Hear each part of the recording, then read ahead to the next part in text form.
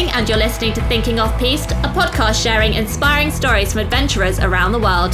Thinking Off-Piste is brought to you by Maybe Ski, a Whistler-based adventure ski company creating bucket list ski trips across the globe. If you're looking to get off the beaten track and away from the crowds, head over to maybeski.com to discover what lies beyond your lift pass. This week I'm catching up with an adventure athlete and ski instructor, Emily Scott. Emily is a multiple Ironwoman triathlete who's also a member of the British Adventure Collective. Recently, she climbed all 282 of the Scottish Munros in one round trip. The expedition, which took 120 days, involved covering 2,200 kilometres on foot, cycling for 2,600 kilometres, and a total ascent of 195,000 metres.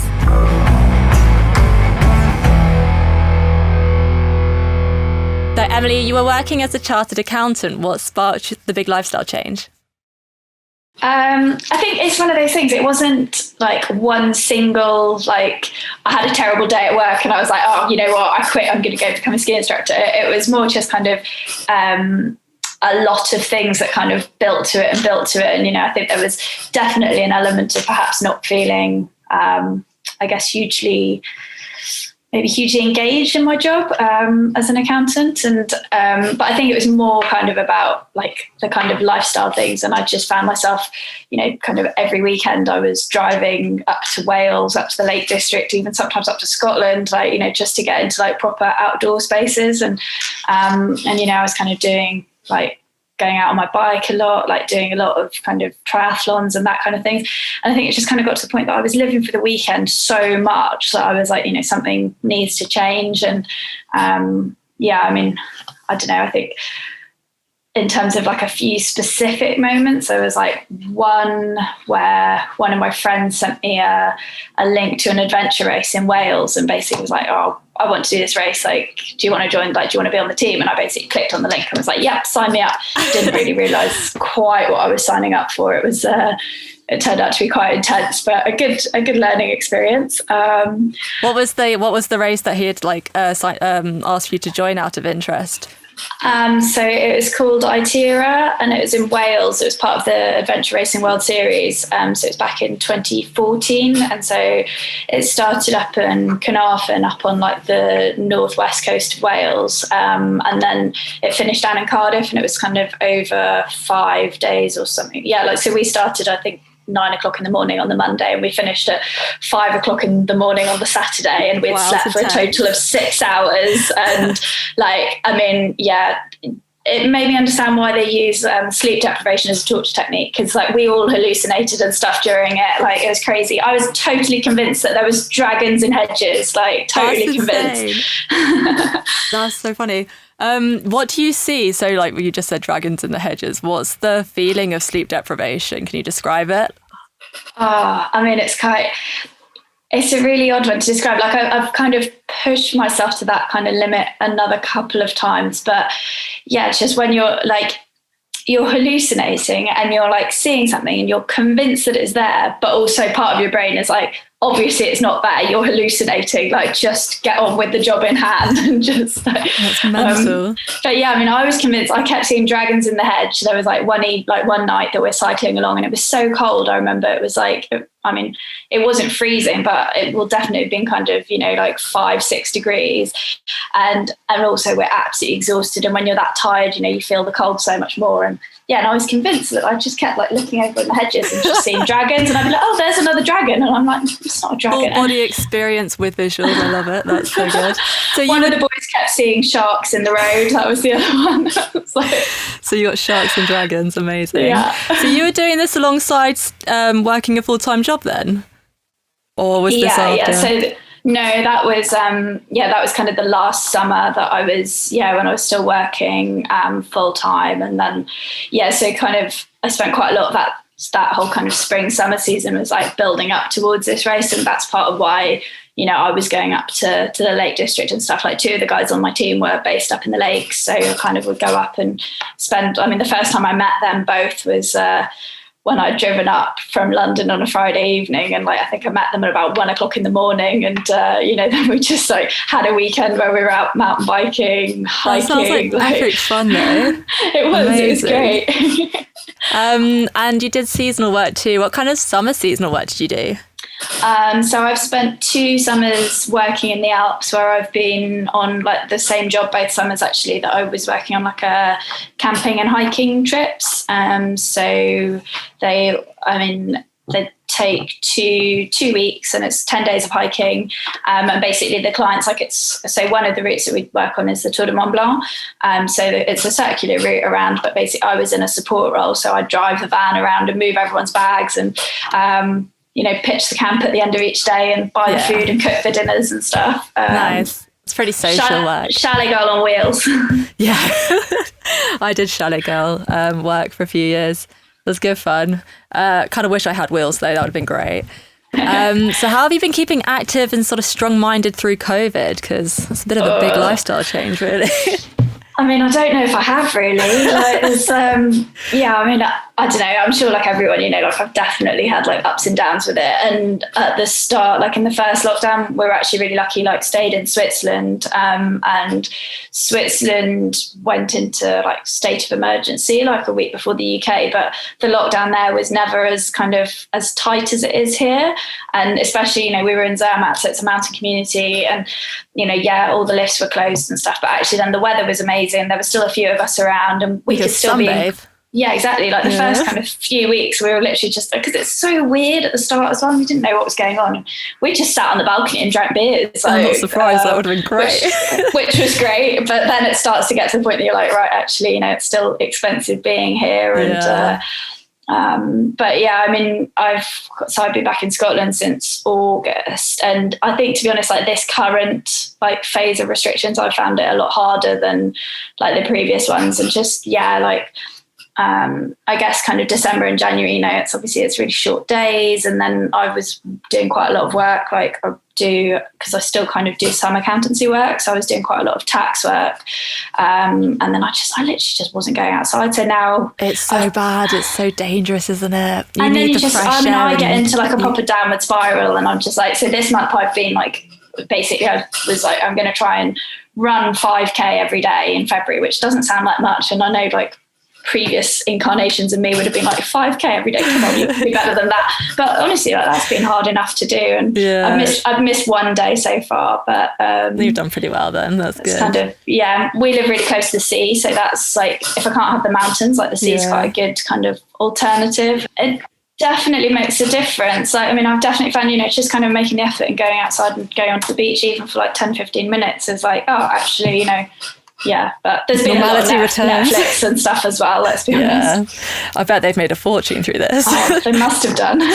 So you're a member of the British Adventure Collective, which is like a collaboration of UK athletes who explore and you inspire others to get outdoors too. And recently you embarked upon an adventure climbing all 282 of Scotland's Munros, which are their mountains with heights of over 3,000 feet, which you did completely unsupported. Called Project 282. Tell me a bit about this trip. How far did you travel by foot, bike and kayak for the expedition? It was, so this is summer 2018. And I mean, it was awesome actually. Like I lived in Scotland for a while before that and started kind of climbing Munros, like kind of at weekends and just in a bit more of a normal way of doing them, I guess. And I think it's one of those ideas that I didn't really like, I wasn't like thinking about, I really want to do a big trip or anything. It just kind of like, it was slightly there in the back of my head, just kind of forming itself.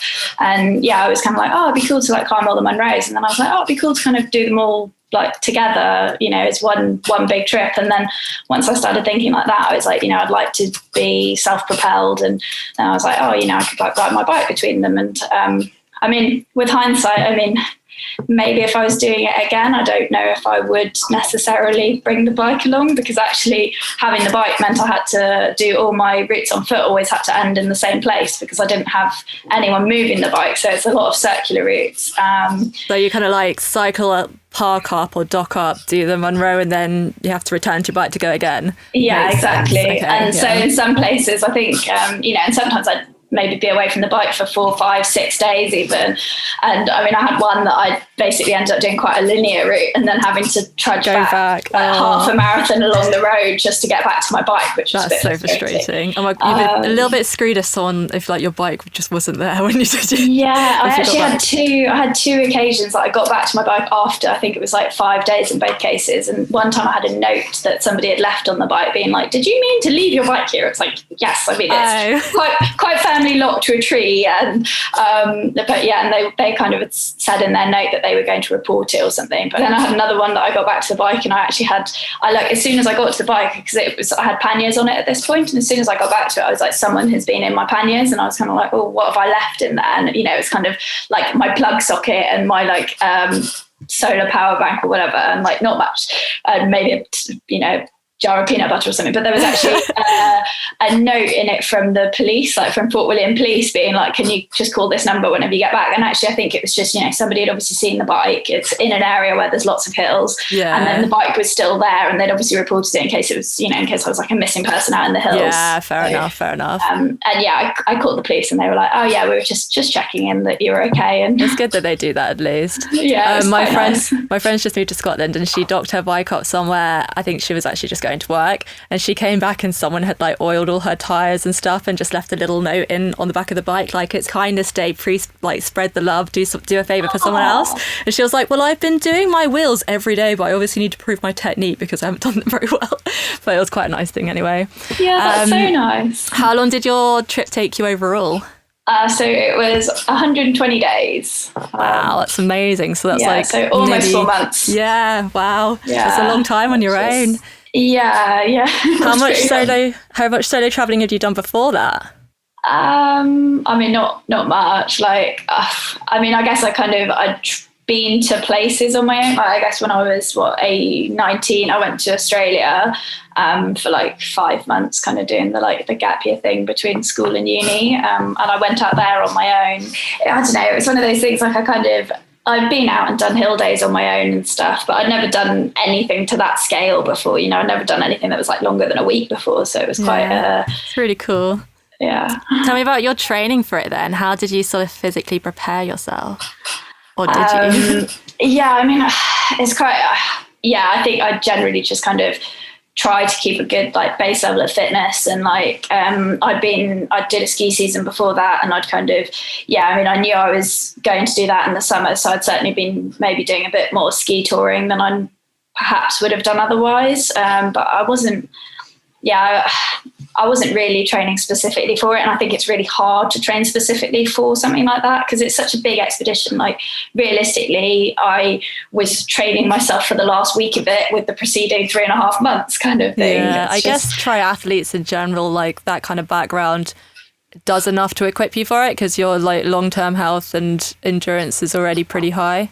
I think that definitely helps. And I think, kind of having the mix of the hiking and the biking, it's kind of at least, you're kind of getting a bit of difference. And but I mean, certainly like the first 3 weeks were a bit of a baptism of fire. And I was like, my body was kind of like, what? So we're just spending all day, every day, just going hiking and cycling. And I was just starving. Like the whole first 3 weeks, all I could think about was food. I was like, any food I can, get it in my belly. What did you eat on the trip? Like what were you actually eating to keep your strength up?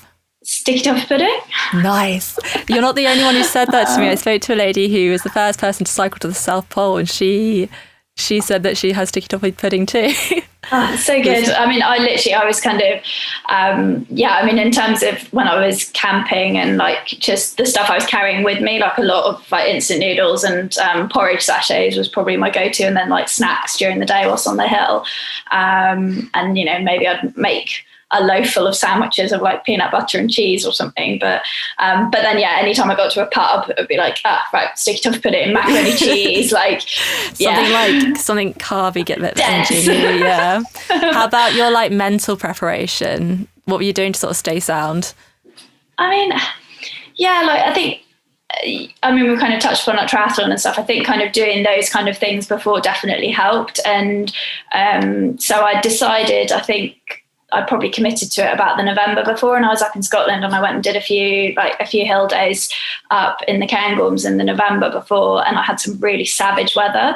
And actually I think that was great because I basically was like, right, okay, kind of throughout the trip after that, then I was kind of like, well, yeah, today's a bit rubbish and a bit wet and a bit windy, but hey, at least it's not snowing like that time in the Cairngorms, or at least it's not, like it was kind of like... That was pretty good, actually, to have sort of worst case scenario with weather that you can mentally rely on as like something to fall back and give yourself perspective almost. Yeah, totally. And then, I think, in general, like I'm quite happy in my own company and stuff. So like I didn't really get particularly lonely, and certainly at the beginning, like I was really lucky with the weather to start with, and like the far north of Scotland is just phenomenal. Like the scenery and stuff is just incredible, and especially if you get it in good weather. And so I was just basically like every day being like, this place is amazing, and I was just like having the best time, just like and I'm like, great, I just get to be out here in the hills, just like frolicking around in the hills. I love that. What aspect of the sort of adventure appealed to you the most, and what were you the most worried about before you set off? I think what appealed the most was just kind of the opportunity to actually like go around and like properly get a proper sense of Scotland and a proper feel for like, like the landscape that I was traveling through, and, like just kind of being able to see so much of like, I've been totally in love with Scotland for years anyway. But yeah, just kind of the opportunity to like move through the landscape and properly feel like, kind of connect it all geographically. And there's something that by virtue of kind of traveling there under my own steam, like I'm kind of so much more connected to the environment than if you just kind of drive there and climb a hill and then drive home again.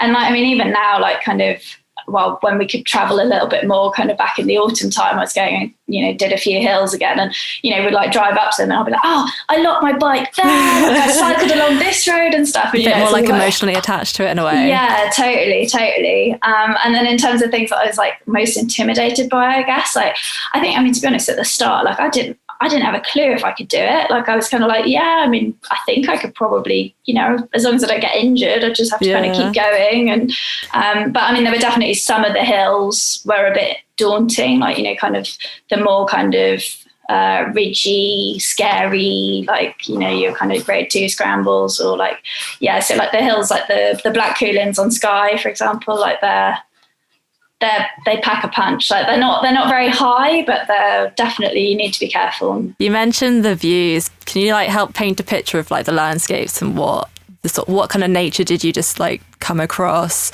or discover? Is it just open and rural?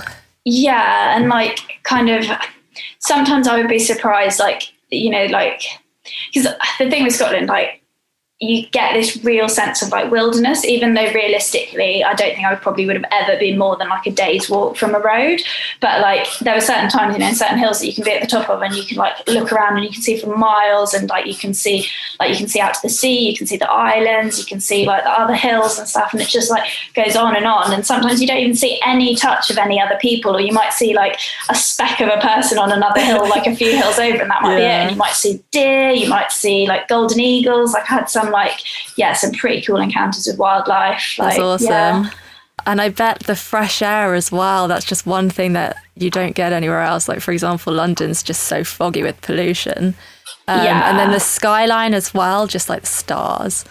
Can imagine. Yeah, and just like, I had some evenings that were like, there was one instance I was on like a big day down in the Fisherfield, so that's kind of in the northwest, and it's just phenomenal around there, and that's like some of the really remote ones. And like I was doing like this quite a big hill day, and then I ended up like I was still up in the mountains like as it was kind of getting dark, and there was this like beautiful sunset, and all the clouds had kind of come in the valley below, so there was like a cloud inversion, and so there's like this whole like layer of clouds underneath me, and I was just on the peaks above it, and then the sun went down, and like just the colours for sunset and stuff, it was just incredible. And then the moon came up, and just like it was like this just sea of clouds with these like mountains that just kind of poking out over it, and like I actually just kind of like sat down with my camera, just like I think I actually fell asleep up there for a bit. Like I kind of suddenly like 3 hours had passed, and I was like, oh my goodness, it's like 3 o'clock in the morning. And then like kind of finding my way down, I then like went into the cloud, and then it was really wet and grim and not very nice. But it was just, amazing. Yeah, that sounds awesome. I'd love to do that. How many days were you like physically actually exercising for? Were you every day, or did you take any days off in between? So I had 3 days that I didn't do anything. So I had, 117 days that I did. That's mad. But I mean, there were a few of those days that, I might have only, say, cycled 10K or something. Like, I think I should have probably checked my spreadsheet, but I think I climbed Munros on 100 days. I think it's quite weird because it wasn't planned, but some of my numbers just ended up being really nice and like round numbery. And I think it was 100 days of actually climbing Munros. But yeah, I mean, there were some times that I had quite beefy cycles to do and stuff. And other days that I might have just like, I can think of one day that I probably did 30 odd K on foot, but I didn't actually do any Munros that day. That was just kind of a getting out from the hills and getting back to my bike. Yeah, it's pretty quite nice to sort of vary it as well. Just like take chunks on foot, take chunks on bike, take chunks just like doing different, I guess. Like, yeah, definitely. And then just kind of how some of the hills link together. There's some that, it makes sense to go and do a big kind of multi-day and, tick off a whole load of hills. And other times it's just like, I'll just park my bike here, nip up that one, come back down, cycle along, go up another single one. Need a little flag for the top of each one. Was there sort of any aspects of the trip that you just were not prepared for at all, that completely took you off guard? I think I was quite surprised by how hungry I was, like genuinely, like especially at the start. Like I ate so much, and I think I just probably didn't anticipate just like how much food I was going to eat. And then also I think like traveling with a laden bike, like I totally underestimated it. Like I kind of had, so at the beginning, this is definitely not how I would advise doing it if anybody was doing a long distance trip like that. But I started off with a trailer, and I was like road bike and a trailer, which isn't a great combo anyway.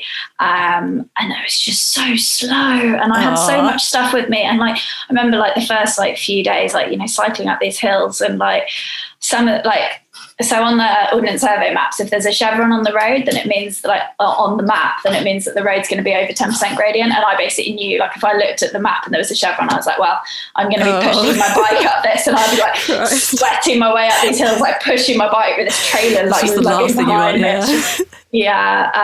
So the trailer wasn't great. I then eventually, I then got rid of the trailer, and then I moved on to having everything in my like 65-litre expedition pack on my back, which was also awful, like probably even worse. It was terrible.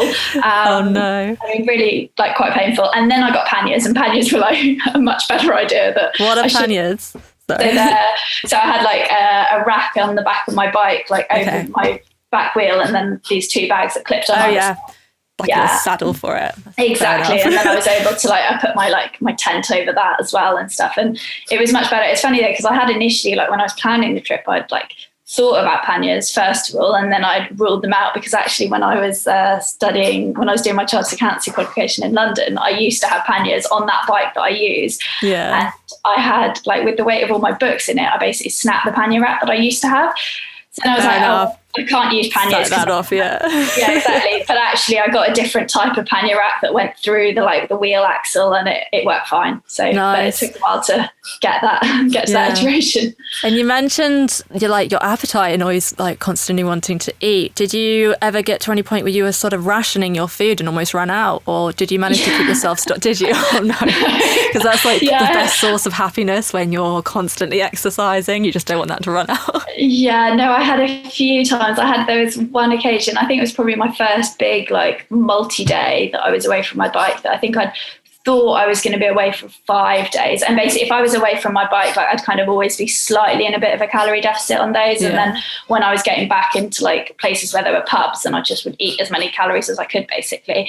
But yeah, I think that one I planned for 5 days, and then there was a named storm hit. So it was Storm Hector, and I just ended up kind of, basically there was a bothy that I knew that I could go to, and I kind of changed my route. So rather than doing 4 Munros to a bothy, I did 2 Munros and then went off route to this other bothy and kind of like spent the night there because the storm was wild. And then it just like on the last day, actually that was the day that I said I was walking out. I did like a 30k walkout, and I ran out of gas on the last morning, and so I just didn't cook my breakfast because I still had porridge, and I was like, I can't be bothered to have cold porridge. That's just a bit gross. Fair enough. But I met some really nice people about kind of 20k into my day, and they gave me a Twix. It was the best Twix I've ever had. So good. I love that. So you mentioned bothies. Can you describe what bothies are to me, whether they like to stay in? Yeah, so I mean they're really basic shelters. So generally they're kind of old like crofters' cottages or like fishermen's cottages and stuff. And so I mean basically what you can expect is it to be weatherproof. And the size of it totally depends on what its initial use was. So some of them might just be literally like one room. Some people find them a bit like spooky and stuff, and I can totally see why. But if the weather's bad, like, it's much nicer than being in a tent. Yeah, for sure. So yeah, I mean, I find there's something like really nice about bothies, and actually like quite kind of, I guess, it's really easy to like romanticize them in your head anyway. Like it is essentially just a basic old building that's but then it's that, or it's camping in the elements, and sometimes if there's a storm outside you kind of do want to romanticize the idea of it. Totally. And it's like, it's really nice because you just like you meet other people in them, and sometimes you're there on your own, but other times there's other people, and you tend to meet nice people. So do they have like hot water and cooking facilities, or is it just literally like a no? No, I mean they'll have the water source will be a stream outside, and the bathroom will be there's a spade, and make sure you don't dig anywhere near the water source. I mean it's very basic, but I mean, yeah, like they sometimes will have a fireplace, but you should really, you should bring your own fuel. And I certainly wasn't carrying logs around with me. So, but sometimes you get there and somebody else has got the fire going, and that's great. Nice. And then tell me more about the kind of characters you met then. So obviously there's this one hero who had a Twix. Did any other travellers sort of stand out on the journey? Yeah, I mean, there were some I met like lovely people like all along the way. I mean, there was one guy who I met on the hills quite near the start that him and his friend were doing the same route as me, but in the reverse direction. And where we were, there was kind of only like one place that if you wanted to go to the pub afterwards, that's where you would go. And we kind of spoke on the hill for 5 minutes. And then we're both like, the three of us were like, oh yeah, we're aiming to get to that hotel for dinner. And I was like, yeah, me too. And so we're like, we'll hopefully catch you there. And yeah, ended up having dinner with them. And then actually one of the guys, he was staying up in the north for a while. And we actually did another hill together a few days later, and then did a few days after that, we did like another couple of hills. And so like, that was just like a genuine like friend who I met along the way. I love that. And then, yeah, just so many like nice experiences. And sometimes, there were some people who I met who'd maybe like had come across, I don't know, like I met someone who they met me and they were like, we were actually looking out for you. And I was like, how do you know who I am? And they're like, because we met this other person in this bothy and they'd met you before, and they looked out for you because they thought you'd be around here, and you're like this crazy girl who's climbing the Munros on your own. There's a little network going on though, definitely. Yeah, and just like, I mean, yeah, some of the people you meet in bothies, like there was one day in particular that I was in the Cairngorms, and I actually had friends with me that day, and it was such a grim day. It was horrible. Like the weather was awful, and like the Cairngorms are among like some of the highest of the Munros. And in fact, that day we were doing Briarreach, which is the third highest or the fourth highest, and so we were doing like a really high level traverse, and actually there was 4 of us at the start, but 2 of them went back because I think it was a Sunday, and I think they had to go back to work, and then the other 2 of us carried on, and then we got to this bothy that's called Cuillin, that's in the heart of the Cairngorms, and it's a really small little bothy, but where it's located it's really popular because it's just such a good location. And we got to the bothy and we were soaked through, and we were cold, and grim day. And then we met there were 3 guys there who were, I think they were from Aberdeen, and they were in, and they had a bottle of rum, and they had some tunes playing on their speaker and stuff. And actually we just got on super well, and they shared their rum with us, and we warmed up pretty quickly. I love that. It sounds great. What was it like camping outside then? I imagine you spent, well, considering it was only 4 months, a fair few nights in storms and so forth. How exposed were you to the elements when you were camping outside? I mean, well, I guess, like I kind of would think pretty hard about where I camped. I mean, I really liked, like if I was on kind of like longer like trips away from my bike where I had all my camping stuff. Like I really enjoyed going for like a summit camp or something if I could, but obviously that wouldn't necessarily be possible, like if it's like really windy or something. I think, I mean, I had a few times. I'm not much of a morning person, and I definitely, if I woke up and it was raining and I was in my tent, like rain always sounds so much worse on your tent. If I woke up and it was raining, I'd be so grumpy and I'd be like, nope, I just don't want to go. Like, I had one day actually that I'd camped up the night before and I was quite high, and it was pouring. Like the next morning it was so grim, and I was like, I'm just not going anywhere. And I just stayed in my tent and I read my book. And these other guys came past, like out hiking. I think they kind of came by at about 2:00 in the afternoon, and I like stuck my head out my tent and said hi. And they're like, oh, you've got the right idea, setting up camp already. And I was like, no, I haven't even left my tent yet today. That's so good. I did leave my tent that day, and I did actually get out, and I climbed 2 Munros in the end, but like it was a short day. Sometimes you've just got to have that kind of like rest sort of day. Yeah, I was kind of like, glad to have my book. Like I had a Kindle with me, and just, the fact that you can have 100 books at your fingertips, that was quite happily, yeah. And when times were tough, what did you think about or tell yourself to sort of keep your morale up? I mean, I think it kind of depended what was making them tough. So I mean, definitely if I was somewhere that I knew that, say, the next day or later that day I might get to a pub, I'd be like, you can have a sticky toffee pudding if you get through this, I mean, it's funny. I think, obviously like weather was probably the biggest kind of factor that could kind of make or break a day. Yeah, I guess it does affect your mood so much. It's like totally. We were saying with COVID, and getting outside just boosts your morale sometimes. Equally, if you're outside and it's constantly just miserable, kind of brings you down a bit too. Yeah, totally. I mean, I had some days. I remember one day that was a really wet day that, like, I had my hood up. I was probably in all my layers, and I had like all my hoods up and stuff. And I had music with me, and I was listening to like Britney Spears and Christina Aguilera, and just like blasting them out at the top of my voice, being like, "There's no one around. I'm gonna like unleash my inner Britney," which I'm a terrible singer, so it's lucky there was no one around. Just stand on the top of a row and just like sing. It would be great. What was it like being alone with only your thoughts just for like almost 4 months at a time? Was that strange, or did it wasn't too bad, it was fine and you quite enjoyed it? Yeah, I mean, probably the latter. Like, I think, I did quite enjoy it. I mean, obviously, like anything, there's times that I was seriously questioning my sanity and being like, what the hell am I doing? Especially kind of once it was, so in September, like the weather got pretty savage, and I was like really pushing it because I kind of had set a finish date that as my great uncle was having an 80th birthday party, and my dad told me about it and was like, I assume you're not going to be done in time. And I was like, no, I don't think so. And then the next day I was out in the hills, and I was kind of thinking about it, and I was like, actually, that's like 3 weeks away. Like the hills are actually much closer together. Like if I really push it, I think I can make it. That's a good motivation thing as well. You're like, okay. Yeah. And I think by that point I was kind of like, well, I was like really well conditioned, and like, I was pretty strong in terms of hill walking, and like, it's like I was never going to, I'm not quick, but I can just keep going and keep going. And then, like I sat down one morning and just like got out all my maps and was like, right, okay, is this possible? And then I was like, yes, it's possible. It's going to be tough, but like, drive. And then, it was a big motivator. I booked myself a megabus from like Glasgow down to London, because the party was in London on the Sunday. And I said, right, I'm going to finish on the Saturday and then I'll get this bus. But I was also like, but the bus was only 15 quid. So actually, if I couldn't make it, not the end of the world. Just sleep the whole way back. One of those ones. Definitely. Did you make it for the party?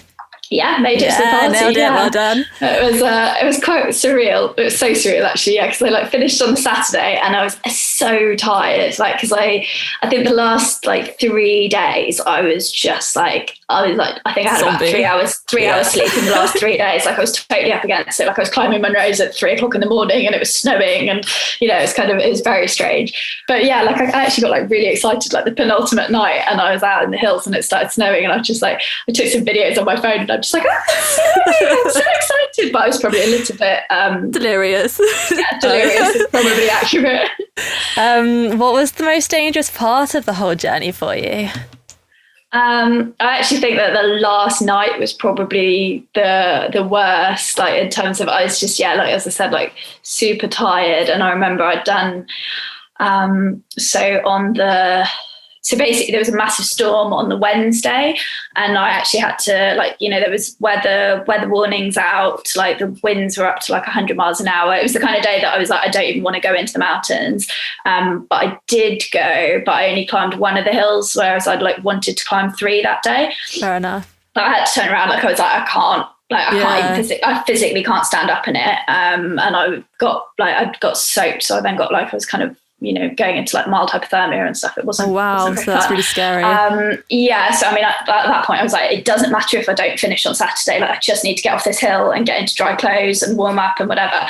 But then it just meant like the next day was like big. And then that's the one that I then kind of did 2 hills during the day, like, and with quite a lot of cycling in between. And then, yeah, I did the 2 in the night that then had the snow on them. And then I think I got about 4 hours sleep, or maybe 3 hours sleep. And then I did 5 hills, and then I had a bit of a cycle. And then I set off for the last, like, so they were the penultimate 4 hills that I set off for at like maybe about 9 o'clock at night. Like, it was dark, it was raining, it was grim. And I made like stupid off the first one. I got to the top of it, and all I had to do was turn around 180 and retrace my steps. And I'd like made a really stupid navigational error, and I just kind of like went off the wrong way down the hill. And then I was kind of like on my way down, and I was just like, saw some lights that I hadn't seen on the way up. And I was just like, hang on. And then I checked my map at that point, and I was just like, why have you gone the wrong way at this point? And, you know, so I retraced my steps and whatever. And actually it was only kind of, then I did another one, and like, it was just like, it was dark, it was wet, it was windy, I was cold, I was tired. Yeah. And I was on some ground that's kind of a little bit treacherous. Like, in the daytime you probably wouldn't think anything of it, but this was another time that I was kind of getting in the like hallucination zone. And I was like absolutely convinced at one point that I like could see a crane that was building a bothy. It was what I was like seeing in my head, and I was like, oh, they're building a bothy, I can go to that bothy. You know what you wanted, like intuitively your body just wanted to rest, and it's like, look, they're building one for me now. Oh, there wasn't a bothy there. I think at that point I then kind of, because then I started kind of like looking at my map, and actually, you know, there's quite a few like not cliffs, but like rocky ledges and stuff that actually, you know, if you fall down, like, it could end up being quite serious. So I actually then at that point was like, right, I think it was about 4 o'clock in the morning or something at this point, and I had like, you know, emergency bivy bag with me, like a little foil blanket bivy bag thing, and I crawled into that and like sheltered next to a rock for about an hour and a bit until it started getting a little bit light. And then I was like, right, now I have to go, because I still had two hills to get up to. Wow. And then like a 15k cycle to then get to the last one and stuff. It's just a bit crazy. Like, oh. Yeah, so that was probably the most scared I was, actually. It was just kind of actually, yeah, when I was at the point, I was like, I'm hallucinating, and I'm actually not in I'm not in like totally safe terrain. Yeah, for sure. You crossed the Cuillin Ridge on the Isle of Skye with 2 teammates, Ed and Aaron from the British Collective. Were you grateful to have the sort of companionship at this stage of the journey? Yeah, totally. I mean, it didn't quite work out as we had hoped. We had actually earmarked like the weekend before, and then the weather was bad, so I kind of did some more hills before we went on to Skye. And then, yeah, they came up to kind of help me, because the aim was to do like a full traverse of the ridge. And Ed in particular, Ed's really good with like rope work and stuff. So, like, you know, the 3 of us have done lots of things together, and it was just kind of going to be like a pretty cool like little mini adventure in the whole thing, and, you know, do the whole traverse was the goal. But actually the weather forecast said that the weather was going to be great, and it just came in 24 hours too late. So unfortunately we went up onto the Cuillins, the 3 of us, and did the first 2 Munros, and then we bivvied, but like we're totally in the cloud and totally clagged in. And then actually in the morning we ended up just being like, well, we're not really getting anywhere. And we came down, and then the weather was really nice after that. And actually, like, one of the worst things is Ed then drove off Skye on the Sunday or whatever to go back down, like he lives down in Cumbria. And he said as he drove off, like he just was like looking in his rearview mirror, and like the clouds then lifted and he could see the whole Cuillin. And so frustrating. Yeah. And I was super lucky after that, actually, because I basically then just kind of, so I ended up spending like the best part of a week on Skye, and I was kind of picking them off, like, because there's 11 Munros on the Cuillin Ridge. So I was kind of picking them off, like maybe doing like 2 at a time, 3 at a time. And then I had one day that I went with with a guide. So he was, because one of the on the in pin, like you need to abseil down it, so you kind of need ropes. So you need a pal with you. Can you describe the drop from like the in pin? Like, how dangerous is it? I mean, I wouldn't fancy doing it without a rope. Yeah, I mean, it's really dangerous. Yeah, I mean, well, if you fall off it, you probably would die. I'd say definitely life-changing, if not. And I mean, that's the same with like a lot of the Cuillins. Like they're amazing, but there are like, you know, there's serious exposure, and the rock is actually really grippy. So weirdly enough, I had the phone I had at the time was one with like a touch screen or touch ID bit for your thumb. Yeah. And actually, after I came off Sky, my thumbprint didn't work on my phone for about a week after, because like my hands were just from so much kind of hands on the rock, and it's like really like rough, like grippy rock. That's mad. So you did it with a guide. Well, how did that sort of change the experience for you? I guess you could sort of relax and maybe just take in everything you were doing a bit more. Like it was really nice actually. And I kind of, because I had a bit of because obviously the weather then ended up being really good. So then like everyone who works on Sky, like when the weather's good, like they all get booked up straight away. And actually, you know, probably most of them are booked up well in advance. So I had a bit of a panic when Erin and Ed were going to have to leave. And I was like, well, I need somebody to do the in-pin with.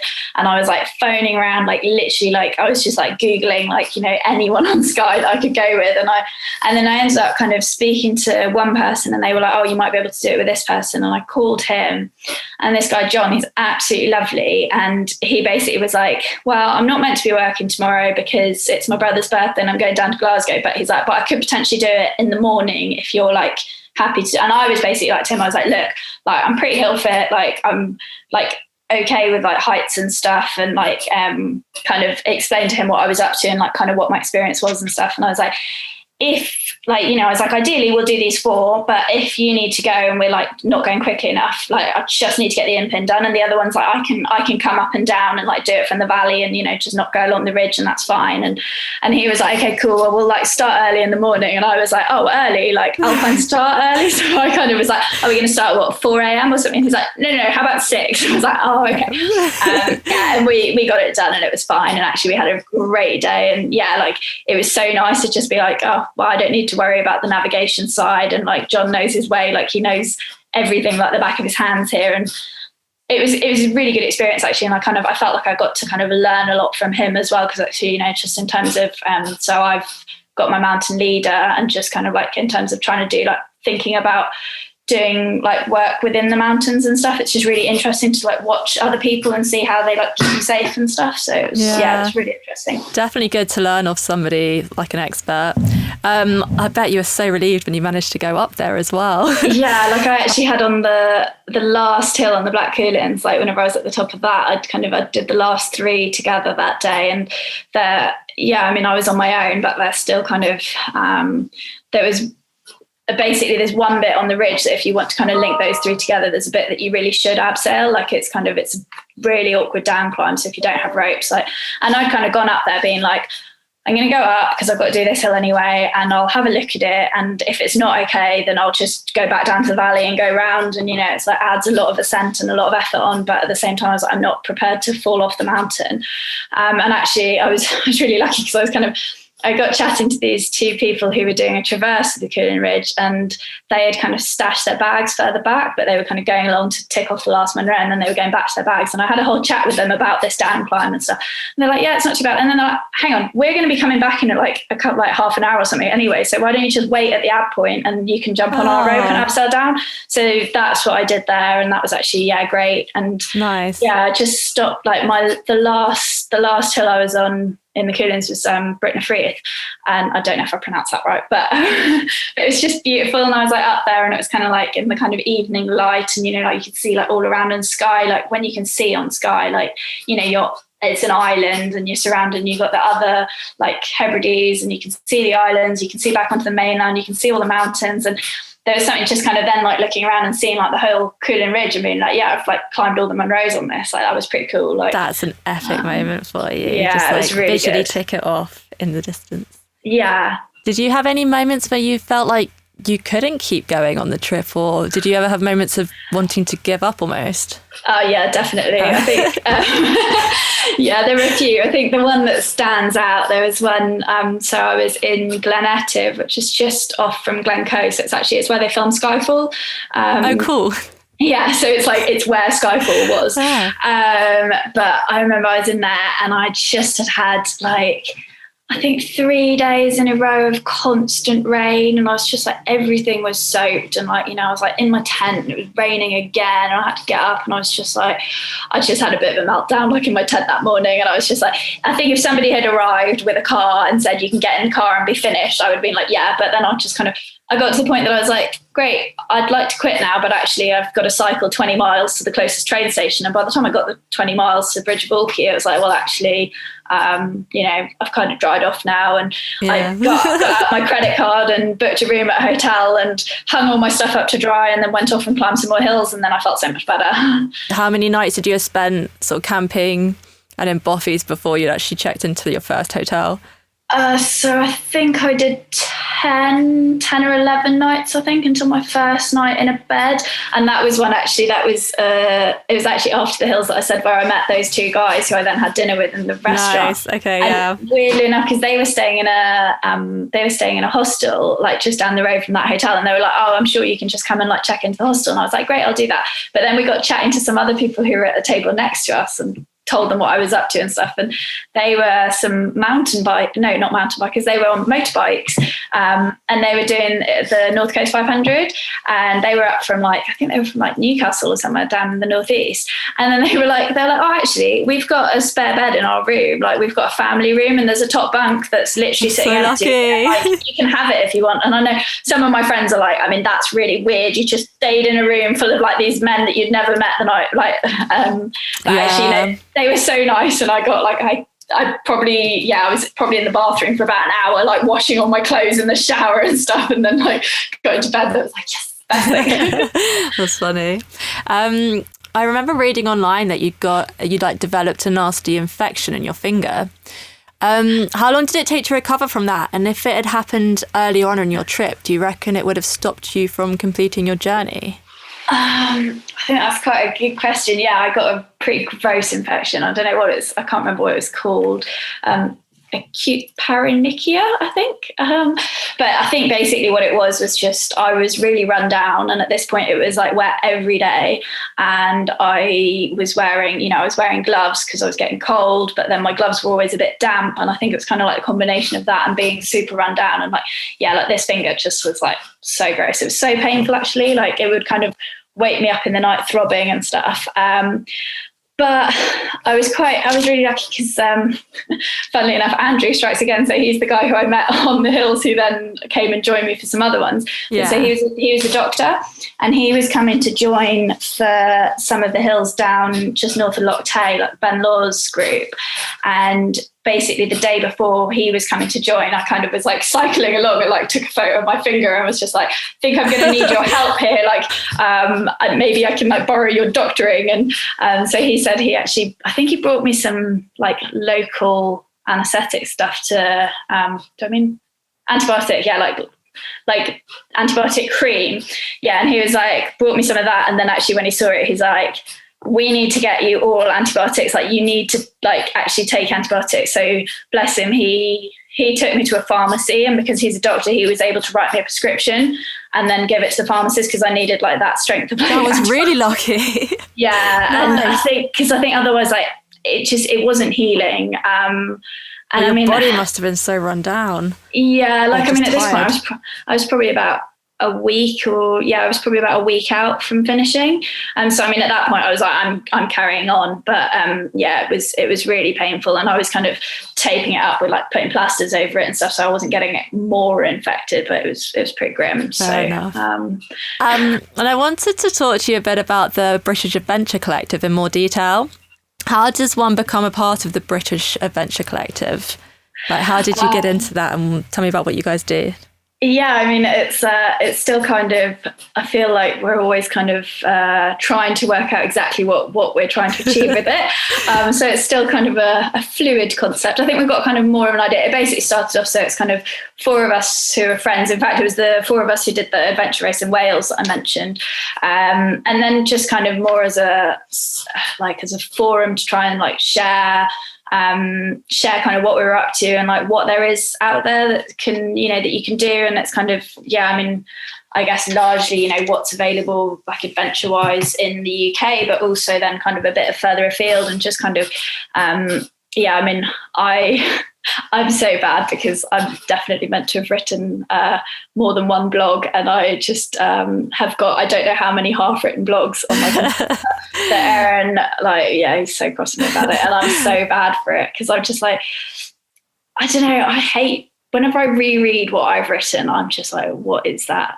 But so that's part of it, but also just, kind of just sharing like imagery and just trying to hopefully as well, I think, kind of like longer term and stuff, it's definitely to try and have a bit more of a platform that, we can kind of share the mistakes that we've made along the way, but also then just trying to connect other people. And so we're also trying to run some weekends and things just so people can kind of get a bit of a taste for adventure, and that's kind of some of those. So Ed kind of takes the lead on some of these adventure weekends that so we ran some not in 2019 in the summer, and then obviously COVID kind of screwed all the plans up for this last summer, but I mean they were kind of just slightly off the back of what we did when we first met, in terms of when we were training for the adventure race. So, we kind of spent like a weekend that we would go and we'd like mountain bike in the morning and then go for a hike and then do an abseil and then maybe like do some paddling on one of the lakes or something. So it's kind of a weekend that you can kind of get a real a feel of like try a load of different adventure sports and just kind of see if you enjoy it and stuff. And then I'm kind of going to do some weekends like up in Scotland, like kind of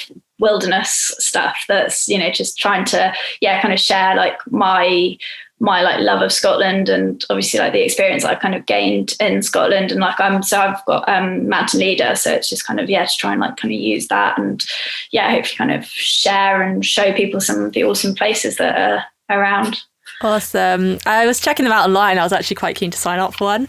Can anyone do them, or do you need to have like a certain level of fitness to qualify? Are they? No, I mean, so we're kind of, the aim is definitely to kind of have a few like different options on there. So, like there might be some that are kind of more like anyone just come along and try it out and see how you enjoy it, see what you think. I'm certainly thinking for some of mine, I think I'm going to try and like do a few slight like different, like, maybe like if you've done this, then like this will be kind of the perfect level kind of thing. And just, And you mentioned the sort of photography work, and you're also involved with film festivals.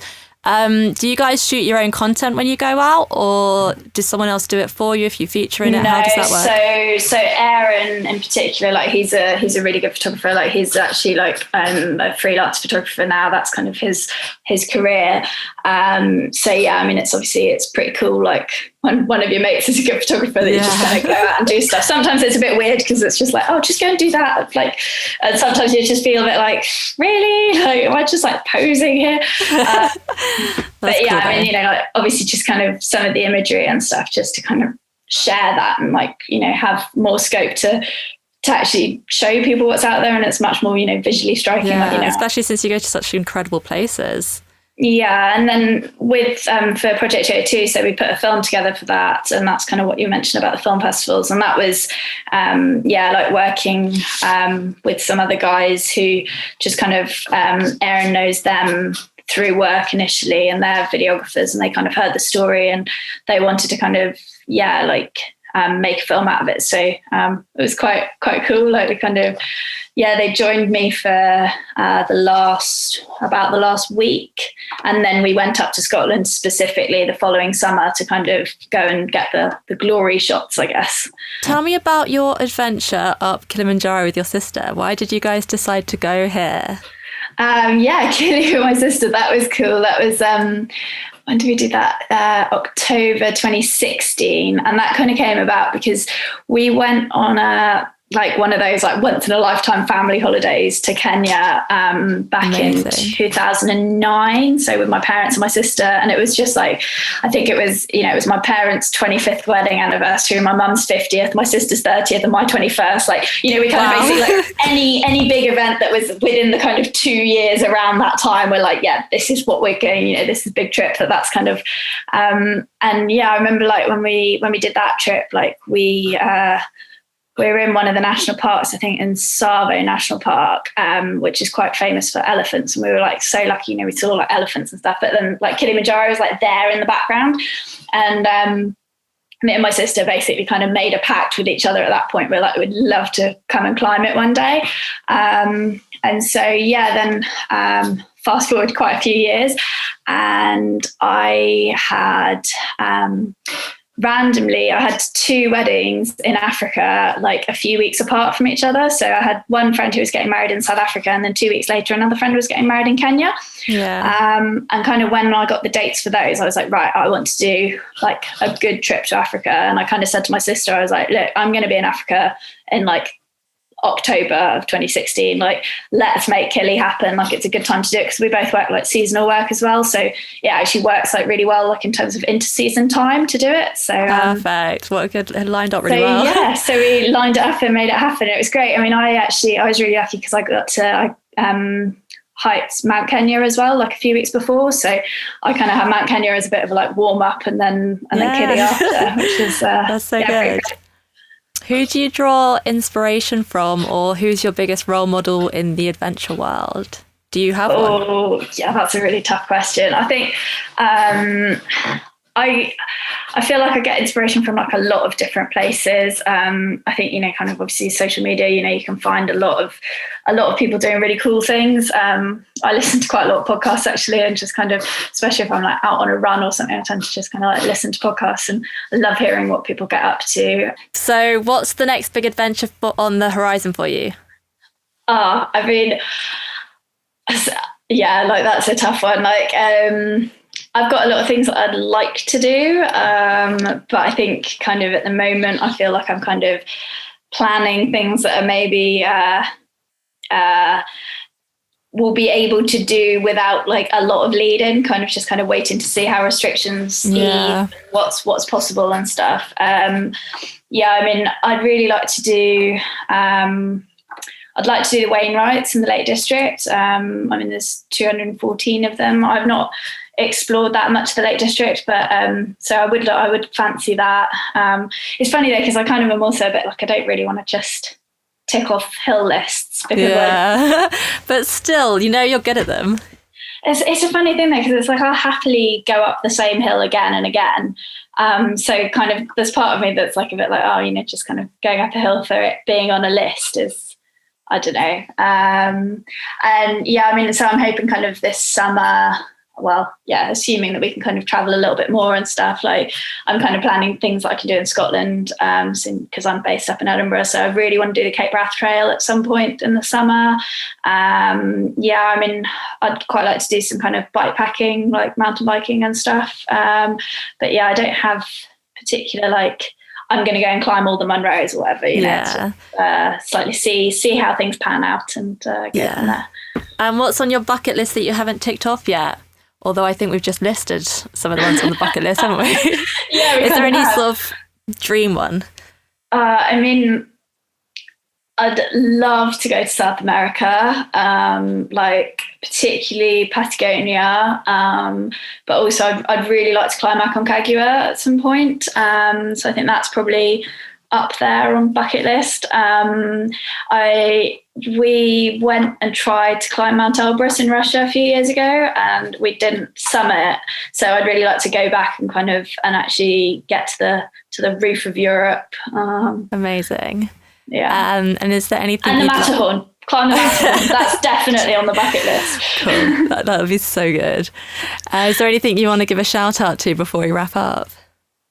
I think, just kind of maybe keep an eye out for the Project 282 film, which we're launching quite soon. It's going to be available online relatively soon, so kind of watch this space.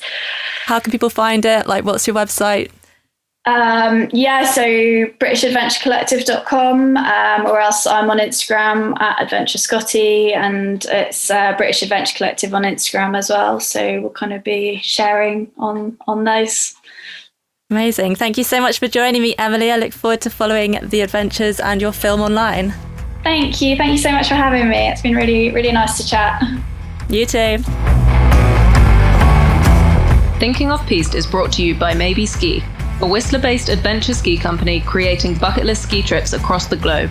If you're looking to get off the beaten track and away from the crowds, head over to maybeski.com to discover what lies beyond your lift pass.